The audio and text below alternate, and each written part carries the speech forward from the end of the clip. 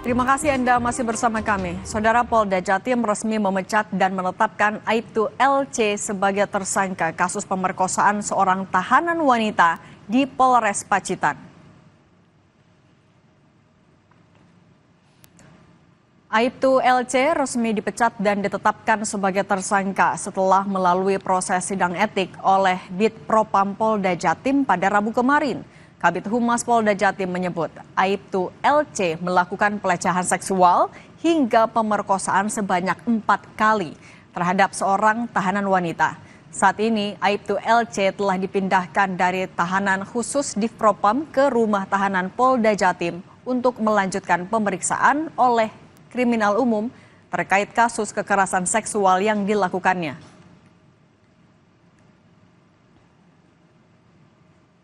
Bahwa tersangka saudara LC melakukan pelecehan seksual atau perbuatan cabul sebanyak 4 kali yang dilakukan pada ruang berjemur wanita di Rutan Polres Pacitan.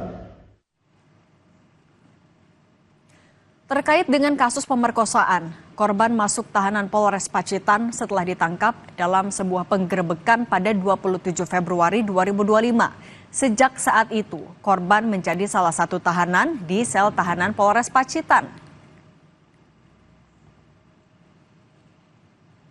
Peristiwa pemerkosaan korban oleh anggota Polres Pacitan, yakni Aibtu LC yang sedang menduduki posisi sebagai pejabat sementara Kepala Satuan Tahanan dan Barang Bukti di Polres Pacitan. Dugaan pemerkosaan dilakukan berturut-turut pada 4 hingga 6 April di ruang di mana korban ditahan.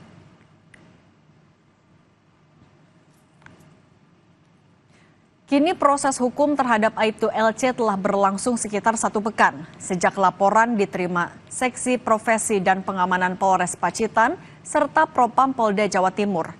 Kasus masih tahap penyelidikan dan penyidikan internal. Aibtu LC kini resmi ditahan di tempat khusus di Mapolda Jawa Timur. Kita tersambung melalui Zoom dengan Ratna Bataramunti, Komisioner Komnas Perempuan. Selamat petang, Bu Ratna. Selamat petang, Mbak. Bu Ratna, 4 kali pemerkosaan berturut-turut di dalam sel dengan jabatan polisi itu atau pelaku itu sebagai pejabat sementara. Bagaimana Komnas Perempuan mencermati melihat hal ini? Saya kira banyak ya persoalan dari kasus ini. Pertama, memang semua tahanan-tahanan itu harus segera diaudit ya. Selama ini kan sudah banyak keluhan ya soal overcrowdednya tahanan, lalu juga perlindungan yang tidak maksimal ya, seperti CCTV. Apakah juga semua diterapkan ya CCTV pemeriksaan, pengawasan gitu ya.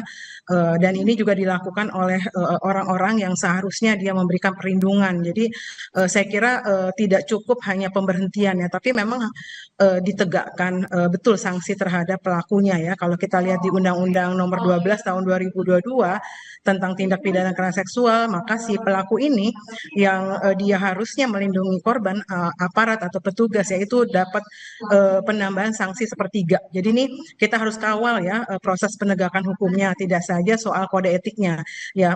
Meskipun kita memang perlu juga mengapresiasi karena begitu cepat ya untuk proses kode etiknya ini ya, diberi sanksi dengan pemberhentian secara tidak hormat ya, atau PTDH ya kepada yang pelakunya gitu. Tapi itu tidak cukup. Jadi audit yang harus dilakukan ini juga untuk mengidentifikasi apa saja kekurangan selama ini ya, sehingga sampai terjadi kasus yang sangat memprihatinkan ya. Nah, jadi saya kira tidak saja penanganan tapi upaya-upaya pencegahan ya di ruang tahanan itu kan ruang yang juga sangat potensial ya terjadinya kekerasan terhadap pihak yang lemah. Dalam hal ini kan ada relasi kuasa ya antara si pejabat atau petugas dengan mereka yang ditahan. Nah, ini situasi kayak gini ini mendapat penekanan ya di dalam Undang-Undang Tindak Pidana Kekerasan Seksual gitu. Nah, satu lagi juga saya kira sudah saatnya ya, karena pemerintah Indonesia sudah lebih dari 20 tahun tahun meratifikasi konvensi menentang penyiksaan ya. Jadi yang dilakukan oleh aparat gitu ya, ini termasuk juga penyiksaan. Karena itu pertama yang melakukan aparat gitu ya, dan itu juga termasuk tindakan yang merendahkan martabat ya, ill treatment, itu masuk dalam unsur-unsur konvensi menentang penyiksaan. Nah ini saya kira perlu disosialisasikan dan diterapkan, dan Indonesia tuh terikat ya untuk membuat laporan 5 tahun terkait dengan pelaksanaan konvensi menentang penyiksaan yang kita sudah ratifikasi sejak tahun 1998, yaitu melalui Undang-Undang Nomor 5 ya tahun 1998. Nah Bu jadi Ratna, ya oke. Bu Ratna, tapi Silakan. kalau lagi-lagi kita melihat kasusnya 4 kali di dalam sel, bagaimana kalau dari Komnas Perempuan bisa membayangkan seorang pejabat polisi bisa melakukan tindakan kriminal seleluasa itu? Di mana celahnya? Iya, saya kira ini kita nggak bisa melihatnya sebagai oknum atau secara individual ya. Ini adalah sebuah sistem ya yang memang tidak aman gitu ya, yang membiarkan, dan kita juga bertanya-tanya apakah ini kasus yang pertama yang terungkap gitu. Karena begitu lemahnya pengawasan dan perlindungan terhadap tahanan, khususnya tahanan perempuan ya. Jadi ini saya kira makanya saya menyampaikan agar perlu semua tahanan, karena memang juga sudah lama dikeluhkan ya kondisi yang buruk terhadap tahanan. Kebetulan juga di tahun 2023 Komnas Perempuan juga melakukan ya pemantauan dan menemukan situasi-situasi yang memang berpotensi ya terhadap adanya penyalahgunaan kekuasaan Nah, Komnas Perempuan dari sudah petugas. melihat langsung ke lokasi, Bu, untuk melihat seperti Iya, apa? kebetulan waktu itu kita melihatnya, kita sampling saja melihatnya waktu itu di Papua dan NTT ya. Tapi ini juga kan keluhan seperti situasi yang buruk itu ada di mana-mana ya. Dan jauh sebelum kejadian ini itu juga sudah muncul ya keluhan seperti itu dan situasi buruk yang dihadapi oleh tahanan perempuan ya. Saya kira ini semua ya harus tidak bisa lagi kita biarkan ya. Jadi harus semua dilihat ya. Dan kita nggak bisa lagi Situasi melihatnya buruk yang secara dikeluhkan tadi apa individual. saja, Bu? Boleh dirinci lagi? Iya, situasi buruk kayak itu ya, tidak ada ruang yang aman gitu, tidak ada CCTV. Kalau kita lihat ya, itu perlu dipertanyakan. Itu kok tidak ada pengawasannya gitu ya. Kemudian soal semua sanitasi, semua hal yang memang harusnya diadakan ya di ruang tahanan ya. Jadi tadi ya, yang pertama tentu saja overcrowded-nya ruang tahanan dan juga ruang-ruang yang aman gitu ya bagi tahanan itu juga saya kira juga tidak diberikan gitu. Tidak adanya ruang aman. Jadi sarana prasarana ya di ruang Oke. pemeriksaan dan tahanan. Saya kira ini kalau tidak ada CCTV kan nggak ada yang memantau. Kalau ada apa-apa itu apa yang terjadi di situ ya, misalnya suap menyuap ya, lalu pelecehan itu bagaimana gitu ya kalau misalnya itu tidak diawasi gitu. Itu tuh Dan tidak ada situasi pengawasan yang ini artinya kasus ini juga harus menjadi tanggung jawab tidak hanya dari pelaku tapi juga semua diperiksa, ya itu dievaluasi. saya bilang, iya saya bilang ini sistematik ya. Maksudnya kita harus lihatnya bukan sekedar ini oknum dan masalah individual ya. Ini sebuah kebijakan ya yang tidak ada gitu ya. Upaya yang harusnya serius. Misalnya saya tadi katakan kita sudah meratifikasi konvensi anti penyiksaan, tapi sampai terakhir itu kan juga belum ada laporan dari pemerintah ya setelah 25 tahun ya. Ini kan juga pengabaian ya. Pada di konvensi penyiksaan itu juga benar-benar menyasar pada aparat atau pejabat gitu ya, untuk mengawasi perilaku mereka terhadap termasuk tahanan atau siapapun yang menjadi terlapor, tersangka, terdakwa, dan tentu saja perempuan yang berhadapan dengan hukum gitu ya.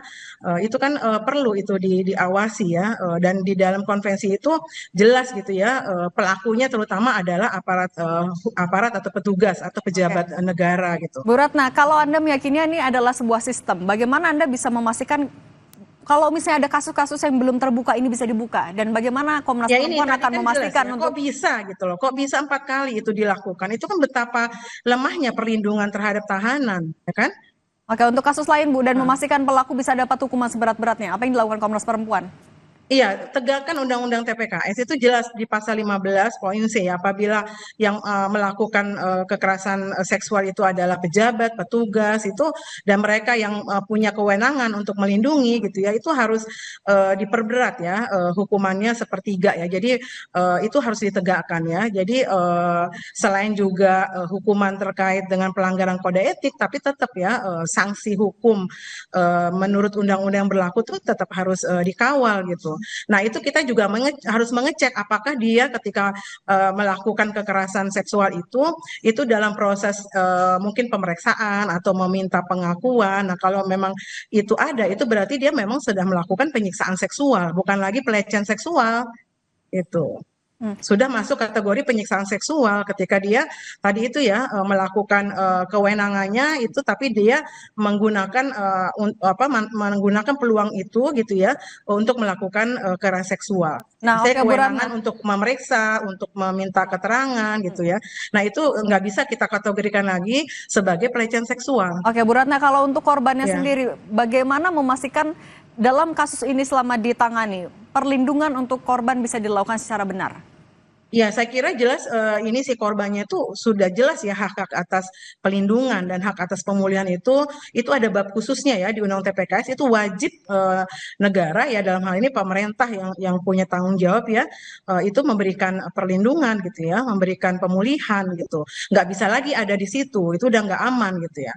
Dia berhak atas semua yang sudah dimandatkan dalam Undang-Undang Tindak Pidana Kekerasan Seksual, misalnya layanan psikolog, ya, layanan kesehatan, pemeriksaan psikologis, ya, itu semua harus diadakan. Nah, itu yang tadi saya bilang, yang buruknya apa ya? Buruknya selain tadi overcrowded, lalu juga ruang tahanan yang tidak manusiawi, sarana dan prasarana, termasuk tidak ada CCTV, dan yang buruk lagi tuh tidak ada layanan-layanan yang disediakan ketika si perempuan tahanan ini mendapatkan persoalan ya, dan tidak ada prosedur pengaduan dan mekanisme untuk memfollow up ya ketika ada keluhan-keluhan yang diterima oleh tahanan. Oke, audit secara menyeluruh ini yang jadi. Iya, Oke, baik. ini seharusnya sudah lama karena kan keluhan terhadap tahanan itu sudah lama ya. Oke, pertanggungjawaban ini yang Disampaikan. kita juga akan tagih. Terima kasih Bu Ya. Ratna Bataramunti, Komisioner Komnas Perempuan, sudah berbagi bersama kami. Kita beralih ke kasus berikutnya. Saudara, berkas perkara kasus pembunuhan jurnalis Juwita telah diserahkan auditor militer ke Pengadilan Militer Banjarmasin. Persidangan akan digelar awal Mei mendatang, dan terkait alat bukti tambahan bisa diajukan sebagai bukti tambahan dalam persidangan nanti. Penyerahan berkas perkara kasus pembunuhan jurnalis Juwita telah diserahkan auditor militer 315 Banjarmasin ke Pengadilan Militer 106 Banjarmasin. Dan sidang pertama kasus pembunuhan jurnalis Juwita akan digelar awal Mei. Pengadilan Militer 106 Banjarmasin akan melakukan persidangan secara transparan dan terbuka untuk umum. Sementara Kepala Auditor Militer 315 Banjarmasin mengatakan, terkait alat bukti tambahan bisa diajukan sebagai bukti tambahan dalam persidangan. Sesuai dengan hukum acara itu diatur bahwasanya bisa diajukan sebagai bukti tambahan pada saat setelah selesai pemeriksaan.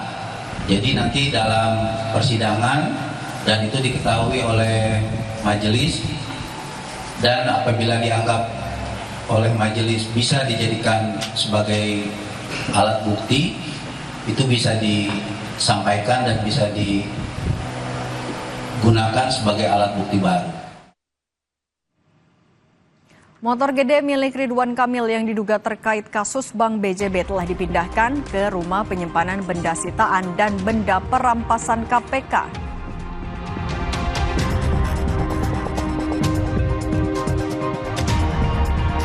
Diutus Presiden Prabowo hadiri pemakaman Paus Fransiskus, Presiden ke-7 RI Joko Widodo bertolak ke Vatikan. Informasinya usai jeda.